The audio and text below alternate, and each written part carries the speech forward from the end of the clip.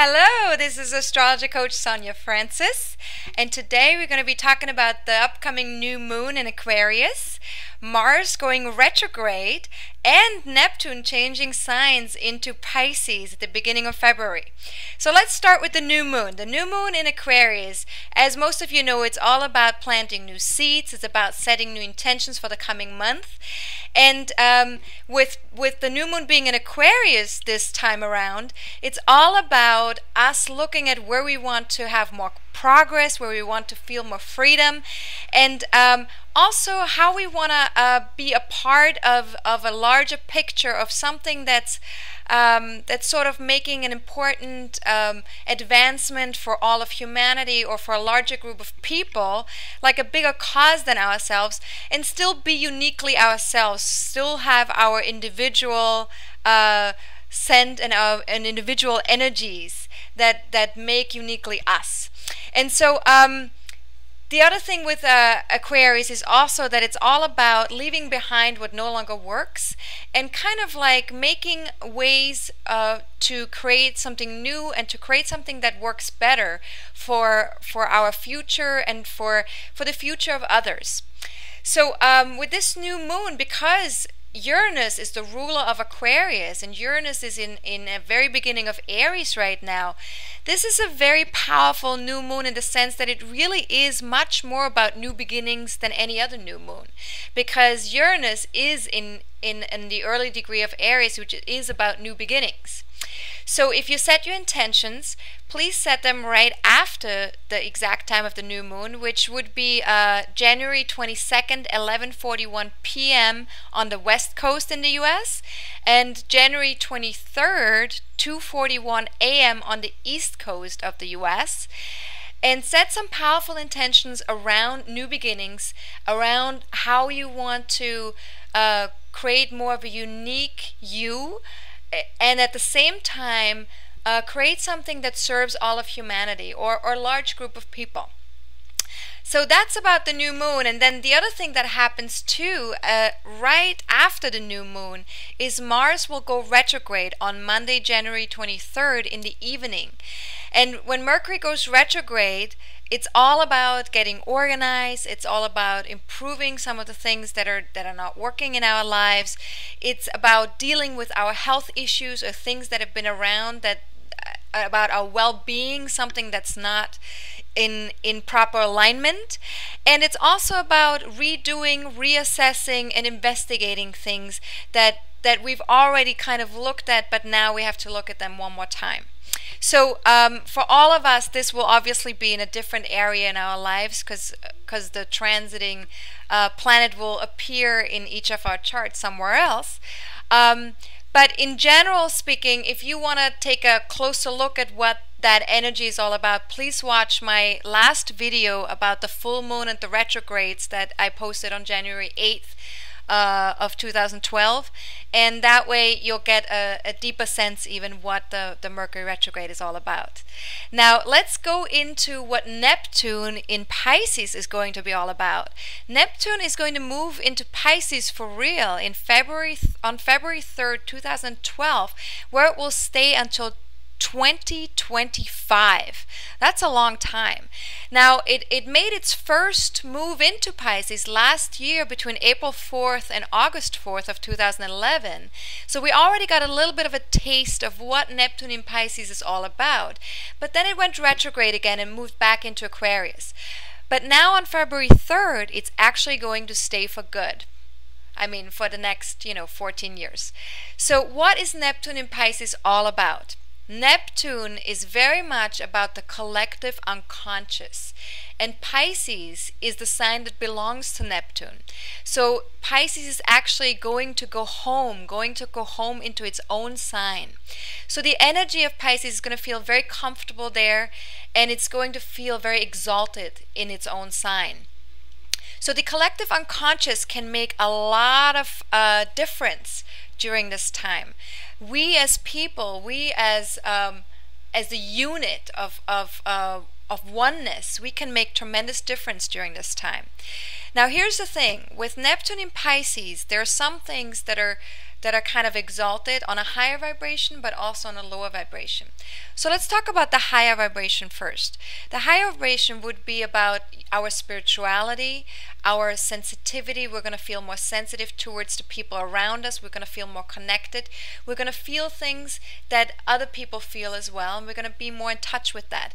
We're going to have a stronger sense of compassion towards our fellow man, and we're going to have a stronger sense of understanding where other people are coming from. Because Neptune is very much about the energy that connects all of us. It's about the oneness of all.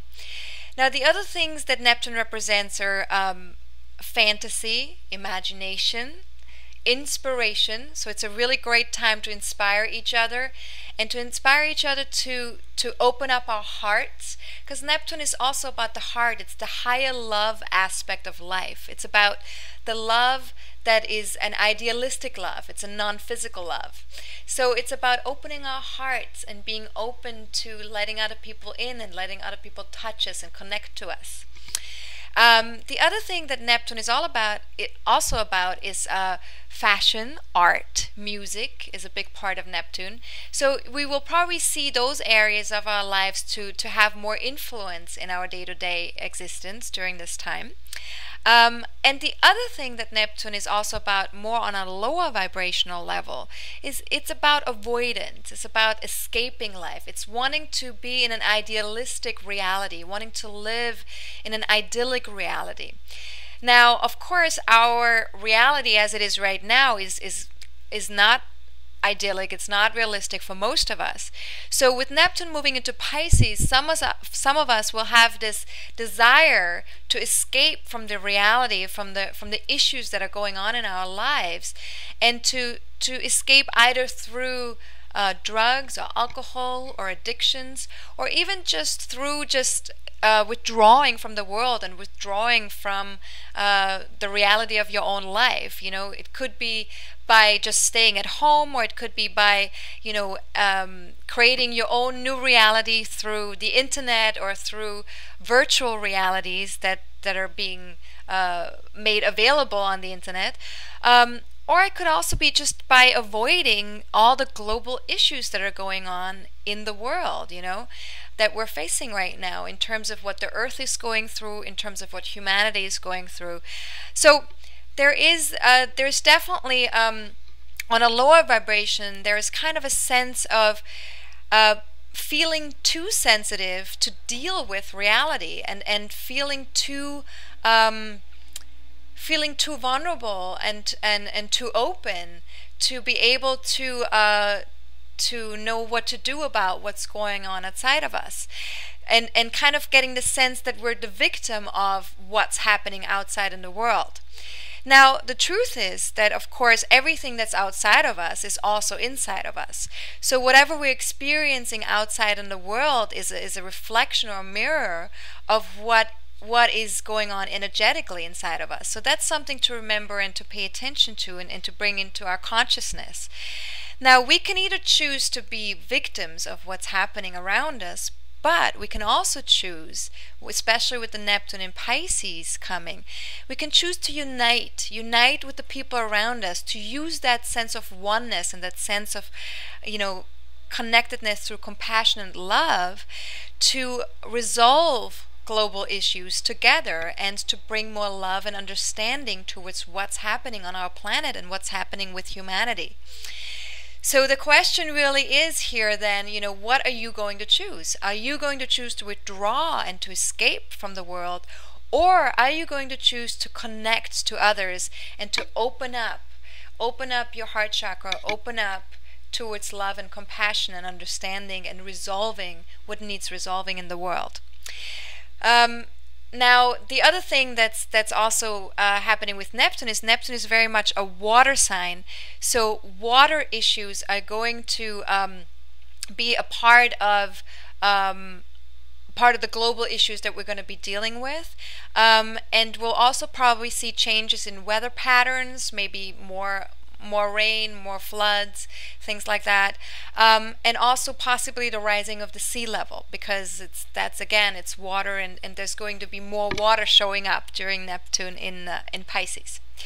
Now, again, we can either get scared about that and we can say, I don't want to be at the effect of these global issues and escape them, or we can say, wow, there's some change coming, there's something that's happening, and let's get all together and let's do our best to help each other to move through this phase and to help each other have a better life, by opening up and by loving each other.